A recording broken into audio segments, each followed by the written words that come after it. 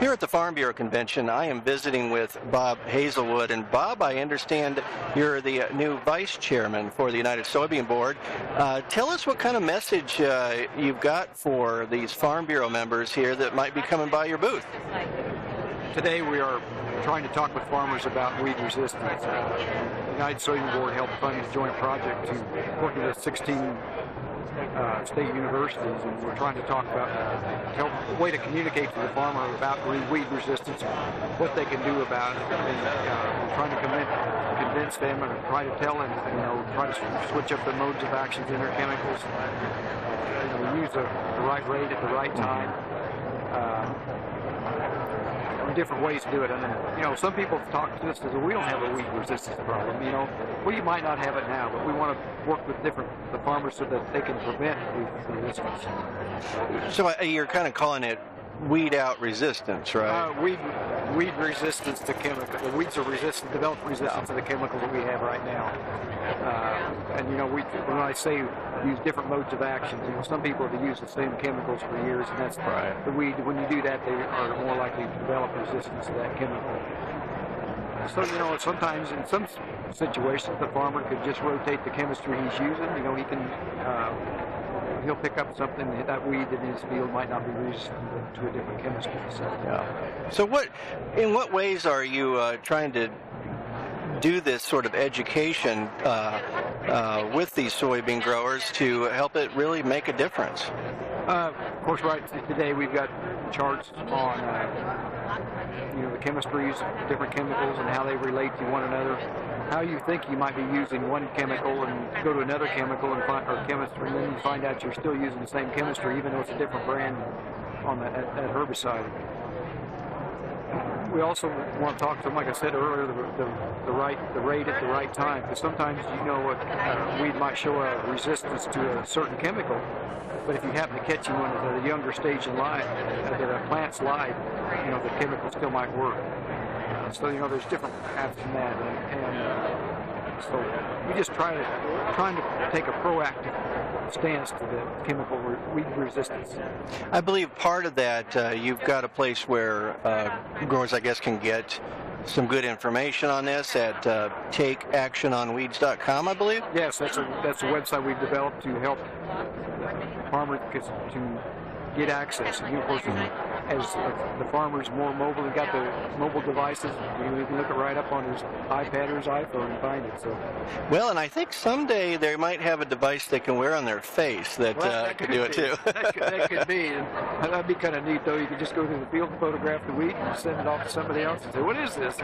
Well, exactly, and I think that maybe some of that's already been tried. I'm just guessing.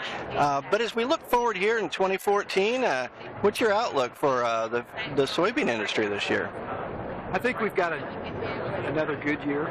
I'm not saying that, but we've had several good years in a row. The prices have been good, and yields as a whole have been up. I know some people have had some areas that yields have been down, but yields have been up.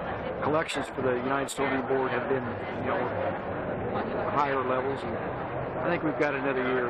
It's kind of hard to, so many factors to consider when you're predicting down the road 5 or 6 years. But I think that as a soybean farmer, I still feel confident in the next couple of years. So.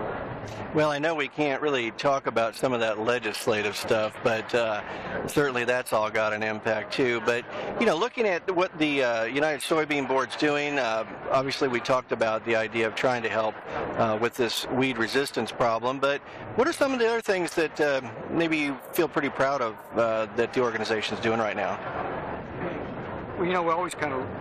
It's things that we've done and supported in the past, and that's been the biodiesel industry. I think that's helped to create demand for the soybean oil, which is also when we create demand for the oil, we help the processor. If he's got a place to sell his oil, he's also going to hopefully help his margins. So if his margins are good, then when he has to sell his soybean, if he's not relying just on the soybean meal for his profit margins, he can make more money on his margin on his crushing. That maybe the soybean meal price will stay more competitive, so our livestock producer can have a little help his margins out. And, we try to help promote livestock industry in the United States, and by doing that, if we can help the livestock industry here, we will also sell more soybeans to them. So. Right. Well, I'll tell you what, it's the outlook I hear here from a lot of farmers I've already talked to seems very positive, upbeat, and it's been some pretty good times lately. We'll hope they continue. Well, especially it's been good for the grain farmer, especially the soybean and corn producers the whole last few years. It looks like might be a little tighter. Some of the corn farmers might be a little tighter and sharper pencil this year. And we might see a few shifts in acres from corn into soybeans. It's always encouraging that now that the livestock industry looks like it's going to have a few more profitable years, and hopefully when they get a little more profitable, they might be trying to expand, and that'll help the soybeans out. Well, that's always good news for the soybean industry, since they are, I guess, the largest end user, if you will, in terms of soybeans itself. The livestock industry is the largest end user